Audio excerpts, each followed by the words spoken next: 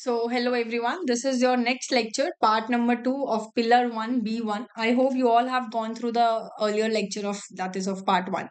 So now let's start with DFI, which is Development Finance Institution. ये क्या होते हैं basically medium to long term loans दिए ये medium to long term loans देते हैं किनको देते हैं इंडस्ट्रीज को उनको सपोर्ट करने के लिए जैसे मनी फॉरेन करेंसीज अरेंज करवाने में underwriting technical management consultancies bank guarantee इन सब चीजों के लिए medium to long term loan provide करते हैं इंडस्ट्रीज को ठीक है। नेक्स्ट हमारा आता है कि भाई ये एक्सेप्ट नहीं करता है डिपॉजिट फ्रॉम ऑर्डिनरी पीपल के डिपॉजिट्स नहीं लेता है। प्रीवियसली फाइनेंशियल इंटरमीडिएटरीज तीन चीज में कैटेगराइज थी, बैंक, नॉन बैंक और DFI, that is development finance institutions. But अब क्या है, जब एम नरीशिमन कमिटी आई, एम नरीशिमन सेकंड कमिटी जब आई, this one on banking sector reforms 1998 में, तो उन्होंने रिकमेंड किया कि सिर्फ दो ही कैटेगरीज होंगी, एक बैंक और एक नॉन बैंक, और डीएफआई किसी को भी ज्वाइन कर सकते हैं, आइदर बैंक आइदर और नॉन बैंक। क्लियर। 1948 में IFCI own by what, finance ministry, department of financial services. 1955 में NSIC under the ministry of MSME।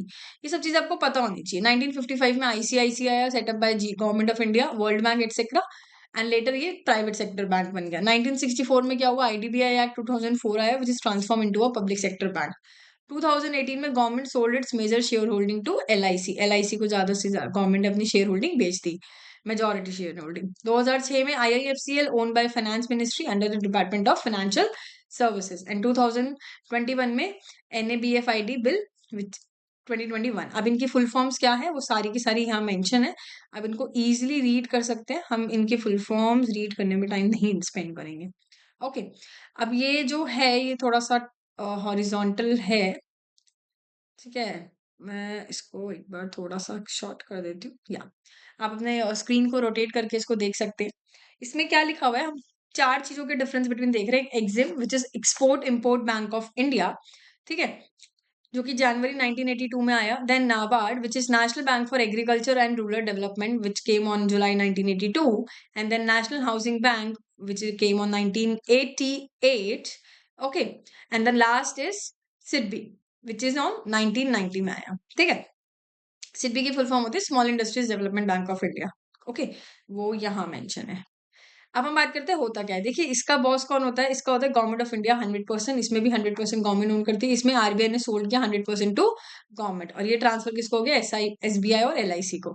यहाँ पे अगर मैं बात करूँ एग्जिम की, तो ये क्रॉस बॉर्डर ट्रेड जो भी है, क्योंकि ये एक्सपोर्ट इम्पोर्ट वो है ना बैंक ऑफ इंडिया, तो ये जो भी क्रॉस बॉर्डर ट्रेड होता है, इन्वेस्टमेंट होती है, इम्पोर्टर एक्सपोर्टर को लोन और फॉरेन करेंसीज में भी हेल्प करता है, तो ये सारा का सारा इंटर कंट्री वाला जो ट्रेड हो रहा है वो सब में हेल्प करता है। ये क्या करता है नाबार्ड, ये एक रेगुलेटरी सुपरविजन है। इसके अंदर कौन कौन सुपरवाइज करते हैं, cooperative bank, regional rural banks, indirect refinance to farmers को, आर्टिसंस, ठीक है। ये ऑपरेट क्या करते हैं, basically rural infrastructure development fund इनको ऑपरेट करके रखता है। Okay, then NHB which is national house bank, finance किसको करते हैं, ये to banks and NBFCs for housing projects.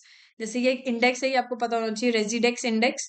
ये किस लिए होता है, ये मॉनिटर करता है कि रेजिडेंशियल की real estate price, real estate prices क्या है, प्राइसेस को बताता है, इसको कहते हैं रेजिडेक्स इंडेक्स, ये आपको पता होना चाहिए। देन आता है सिडबी, ये क्या ऑपरेट करता है, क्रेडिट गारंटी फंड।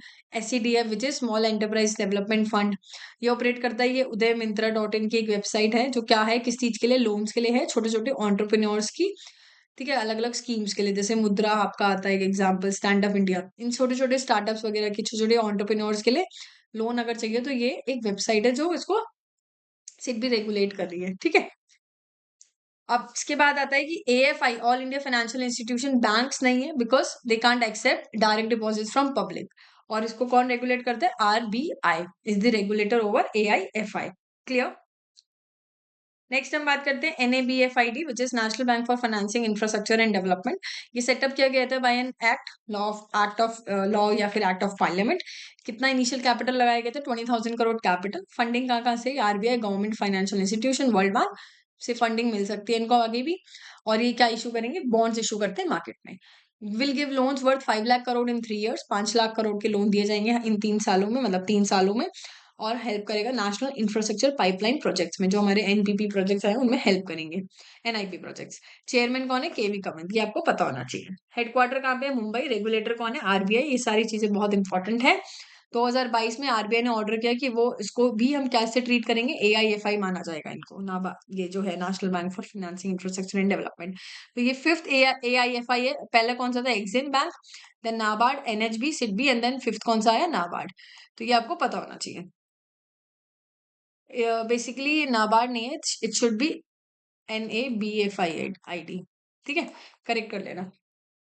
ओके, सो पैरामीटर की अगर मैं बात करूँ, कमर्शियल बैंक और एनबीएफसी जिसको हम बात कर रहे हैं, रजिस्ट्रेशन बैंकिंग रेगुलेशन एक्ट के अंदर, ये कंपनीज एक्ट के अंदर सुपरविजन आरबीआई है। ये डिपेंड करता है, अगर म्यूचुअल फंड से रिलेटेड है तो सेबी करेगा सुपरवाइज, और अगर इंश्योरेंस से रिलेटेड है तो आईआरडीआई। ठीक है, एंट्री कैपिटल 500 करोड़ की चाहिए। इसमें डिफरेंट डिफरेंट नॉर्म से डिपेंड करते हैं कि ऑर्गेनाइजेशन कौन सा है।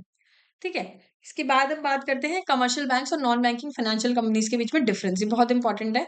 Non bank financial companies, NBFC, देखिए यहाँ पे 13 पब्लिक सेक्टर्स है including post payment banks, 56 RRB, 39 private sector including small finance bank, payment bank, 44 foreign banks. ठीक है, अब ये सारे फिगर्स आपको इंपॉर्टेंट नहीं है, बस पता होना चाहिए, ऐसे ही मतलब देख लीजिए बस।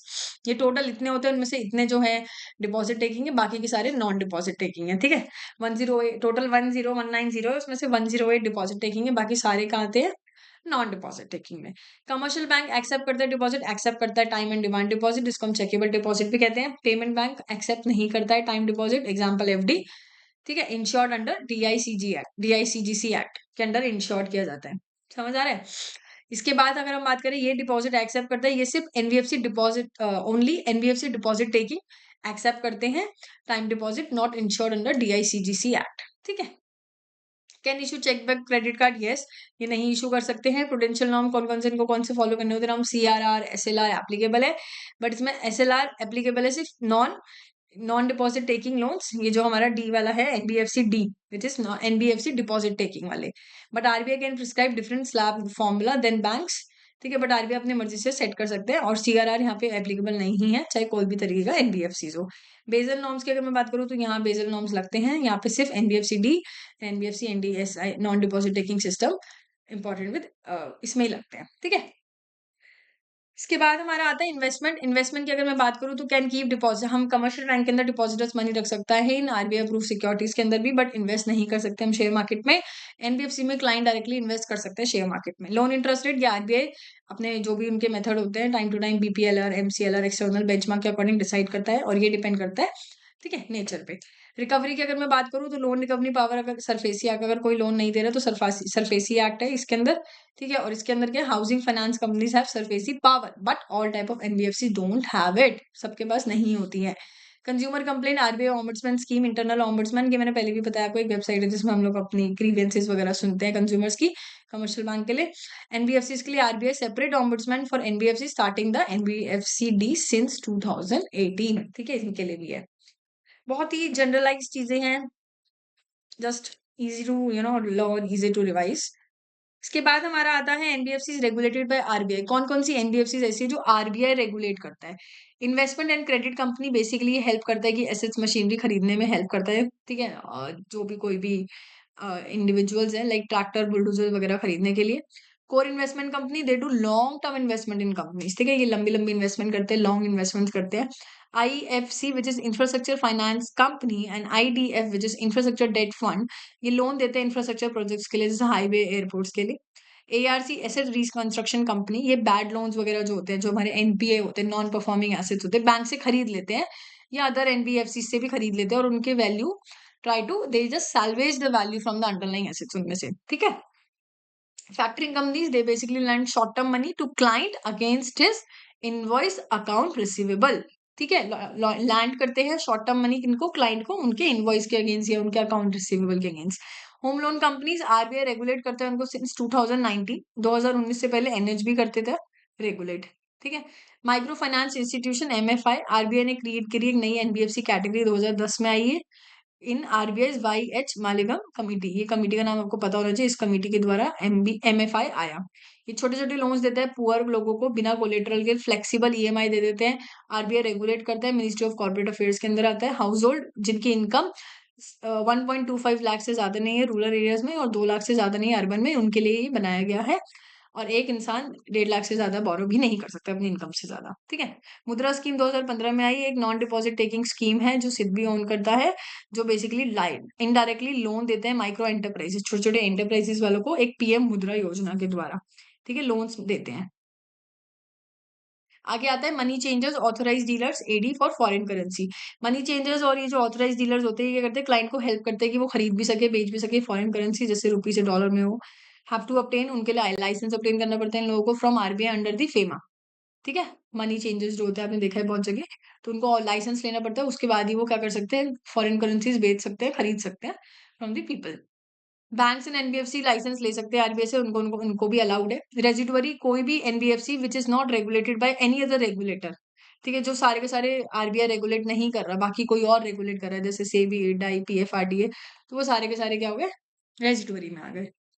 नेक्स्ट आता है फिनटेक कंपनीज। फिनटेक कंपनीज कौन होती है, जो इनोवेटिव सोल्यूशन प्रोवाइड करती है मनी, फाइनेंशियल ट्रांजैक्शन के लिए, लोन के लिए, शेयर मार्केट के लिए, डिजिटल टेक्नोलॉजी के थ्रू, कि भाई किस तरीके से डिजिटल टेक्नोलॉजी को यूज करके हम मनी, मतलब money, financial transaction, loan, share market में अलग अलग चीजें ला सकते हैं, इनोवेटिव सोल्यूशंस ला सकते हैं। ठीक है। अब कौन कौन से फिनटेक है जो आरबीआई रेगुलेट करता है, पी लेंडर्स विच कनेक्ट करते हैं borrowers and lenders, account aggregators manage करते हैं information of customers financial assets and display it to him और टू अ थर्ड पार्टी। ठीक है। लोन एग्रीगेटर, पेमेंट एग्रीगेटर क्या होता है, help sellers to accept payment from buyer by providing technological solutions, mobile wallet app. तो ये कुछ fintech है जो आरबीआई रेगुलेट करता है। और कौन कौन से नहीं करता है, डिस्काउंट ब्रोकर्स और insurance web aggregator. Discount brokers कौन हो गए, help clients buy sell share bonds online via mobile app web portal, जिसमें हेल्प करता है क्लाइंट्स को कि वो खरीद भी सके, बेच भी सके अपने शेयर्स वगैरह थ्रू ऐप या फिर वेब पोर्टल के थ्रू।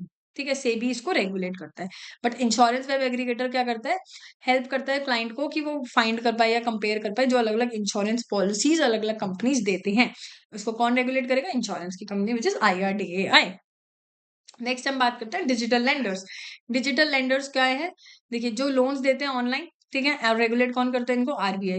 बैंक्स, P2P लेंडर्स और आरबीआई रेगुलेटर हो गया। ठीक है। गिविंग लोन ऑन, अब लोन ऑनलाइन दे रहे हो और आरबीआई रेगुलेट कर रहा है, तो उसका एग्जांपल बैंक हो गया, P2P लेंडर्स हो गया, आरबीआई उनको रेगुलेट कर रहा है। बट लोन ऑनलाइन दे रहे हैं बट रेगुलेट बाय आरबीआई नहीं है, बट कोई और रेगुलेट कर रहा है, जैसे सेबी। तो एग्जाम्पल है वेंचर कैपिटल फंड, इन सबको कौन रेगुलेट कर रहा है, SEBI. Giving loan online but not regulated by anyone, और कोई भी रेगुलेट नहीं कर रहा, तो their app will be shut down, legal action उनके खिलाफ लिया जाएगा। एग्जांपल अनऑथराइज्ड डिजिटल लेंडर्स, जिनका रेगुलेटर कोई भी नहीं है। तो ये हो गया कि भाई डिजिटल लेंडर जो ऑनलाइन है और आरबीआई रेगुलेट कर रहा है, तो ये एग्जांपल है। बट ऑनलाइन है जो आरबीआई नहीं रेगुलेट कर रहा है बट कोई और कर रहा है, सेबी वगैरह, तो इनके एग्जांपल्स हैं। बट ऑनलाइन है बट कोई भी रेगुलेट नहीं कर रहा, तो उनके भाई बंद कर दिया जाएगा, लीगली इलीगल है ये। ठीक है।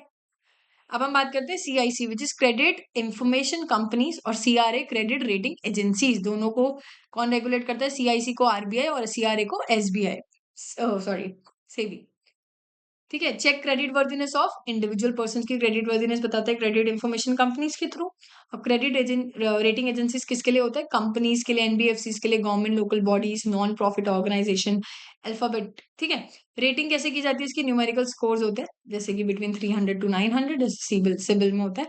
न्यूमेरिकल स्कोर होता है, नंबर वाइज होता है, यहाँ पे अल्फाबेटिकली दिया जाता है, A rating, A B B, है ना, आपने देखा भी होगा कई बार। तो इस तरीके की रेटिंग दी जाती है सीआरए, जो कंपनीज के लिए होती है। अब है स्टॉक ब्रोकर क्या है, देखिए ये वो एनबीएफसीज है जो रेगुलेट करते हैं सेबी। सेबी के द्वारा कौन कौन से एनबीएफसीज रेगुलेट किए जाते हैं, स्टॉक ब्रोकर जो क्लाइंट को हेल्प करता है कि वो खरीद सके, शेयर्स को बेच सके depending on his instructions. Discount broker help करता है क्लाइंट को कि वो बाय कर सके, सेल कर सके share bonds through mobile apps. ये हो गया डिपेंडिंग ऑन इस इंस्ट्रक्शन, ये हो गया through mobile apps. Mutual fund क्या होता है, लोगों के क्या करते हैं, क्लाइंट्स के मनी लेके, और एक म्यूचुअल फंड मैनेजर होता है जो इन्वेस्ट करता है अलग अलग कंपनी में अपनी मर्जी से, अपनी एक्सपर्टाइज नॉलेज के थ्रू लोगों से पैसा लेके अपने हिसाब से पैसा लगा देते हैं। REITs, INVITs, which is pool and invest money in real estate. Venture capital fund helps startup companies to arrange capital. ठीक है। इन्वेस्टमेंट बैंक्स एक यूएसए टर्म है, मर्चेंट बैंकिंग कंपनीज एक यूके टर्म है। Under writing, merger, acquisition, wealth management, ये किसके manage करता है, रिच पीपल के लिए करते हैं मैनेज। ठीक है। तो उनके लिए हो गए investment bank, merchant banking companies. Next आते हैं market infrastructure transaction. Market infrastructure transaction which is institution which is MII। इसके 3 तरीके की सब टाइप होते हैं। एक होता है स्टॉक एक्सचेंज, जिसको हम BSE NSE एग्जाम्पल, हेल्प करता है बायर सेलर को कि वो सेकेंडरी मार्केट में कनेक्ट कर पाए। डिपॉजिटरीज, एनएसडीएल, सीडीएसएल आपने सुना भी होगा। ये हेल्प करता है क्लाइंट्स को कि वो स्टोर कर सके, शेयर कर सके, स्टोर कर सके शेयर्स, बॉन्ड्स वगैरह, डिजिटली स्टोर वगैरह कर सके हम डीमैट अकाउंट में अपने। ठीक है, तो स्टॉक एक्सचेंज हो गया जो सेकेंडरी मार्केट से हमें कनेक्ट करा रहा है, डिपॉजिटरीज जो हम अपने शेयर्स वगैरह डिजिटली एक डीमैट अकाउंट में अपने मेंटेन करके रख सके, स्टोर करके रख सके। Clearing house, central council parties जैसे कि सीसीआईएल, ये हेल्प करता है कि setting trade by transferring money to seller and transferring, मतलब मनी जो ट्रांसफर हो गए सेटल करने होते हैं, इसने उसको दिया, इसने उसको दिया, बायर सेलर का, उसको सेटल करने में हेल्प करता है। अभी हमने देखा था एनबीएफसी जो रेगुलेट करे सेबी ने, अब हम देखेंगे एनबीएफसी जो रेगुलेट कर रहे हैं कोई और एक्सेप्ट सेबी एंड और। तो एक है insurance regulatory and development authority of India जो रेगुलेट करते हैं LIC companies, non life general insurance company, policy aggregator, कुछ वेब प्लेटफॉर्म भी है। ठीक है, नेक्स्ट हमारा आता है pension fund regulatory and development authority जो रेगुलेट करते हैं सारे तरीके के पेंशन फंड्स एक्सेप्ट ईपीएफओ और अदर स्टैट्यूटरी फंड्स। नेक्स्ट आता है मिनिस्ट्री ऑफ कॉर्पोरेट अफेयर्स जिसके अंदर हम दो कंपनी की बात करेंगे। एक होती है निधि कंपनी जो म्यूचुअल बेनिफिट क्लब होता है और सिर्फ मेंबर्स ही उसके अंदर बोरो कर सकते हैं, है ना। एक होता है लोगों ने मिलकर पैसा इकट्ठा कर रखा है और सिर्फ वही लोग बोरो कर सकते हैं, एक तरीके से वो कंपनी है। माइक्रो फाइनेंस कंपनीज क्या है, कुछ तो आरबीआई रेगुलेट करता है और कुछ कौन रेगुलेट करता है, corporate affairs ministry, ministry of corporate affairs. State registrar of chit funds, ये रेगुलेट करते हैं चिट फंड। एक चिट फंड क्या होता है, कलेक्टिव एक इन्वेस्टमेंट स्कीम है जो मिलके लोगों ने कर रखी है, मंथली कॉन्ट्रीब्यूशन कर रहे हैं और बोरो कौन कर सकता है, जो कंट्रीब्यूट कर रहे हैं वो मेंबर्स ही बोरो कर सकते हैं। ठीक है, नेक्स्ट आता है शेडो बैंकिंग। शेडो बैंकिंग देखिए, शेडो बैंकिंग होता है जो पार्शियली या फिर फुल्ली कमर्शियल बैंकिंग के हाथ में नहीं, बट बाहर के थ्रू हम लोग बोरो कर रहे हैं और ये रेगुलेट आरबीआई नहीं करता है पूरी तरीके से। ठीक है, जो जैसे हम बाहर से किसी से इनफॉर्मल तरीके से पैसा ले रहे हैं। थ्री इंपॉर्टेंट सेगमेंट होते हैं शेडो बैंकिंग सिस्टम के, HFC which is housing finance company, liquid debt mutual fund. ठीक है, इन्वेस्ट क्लाइंट, अब ये लिक्विड डेट म्यूचुअल फंड क्या करते हैं, इन्वेस्ट करते हैं क्लाइंट का money into short term debt instrument जैसे कि टी बिल में, कमर्शियल पेपर्स में इन्वेस्ट कर देते हैं लोगों का। Retail NBFC, retail non banking financial companies जैसे कि gold loan companies, asset finance companies होती है। एग्जाम्पल्स वगैरह है, पता होनी चाहिए।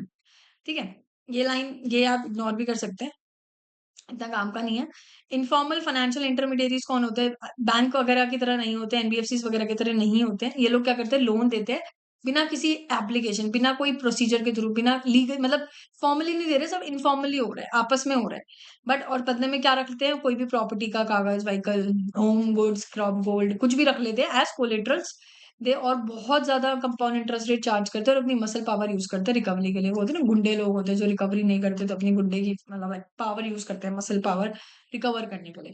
ठीक है, तो ये हमारा पिलर यहाँ पे कंप्लीट, पिलर कंप्लीट नहीं होता, पिलर का पार्ट B1 कंप्लीट होता है। नेक्स्ट हम करेंगे पिलर B2 जिसमें हम बैड लोन्स और बाकी चीजें देखेंगे। तो ये हम नेक्स्ट लेक्चर में देखते हैं। See you till now, till then.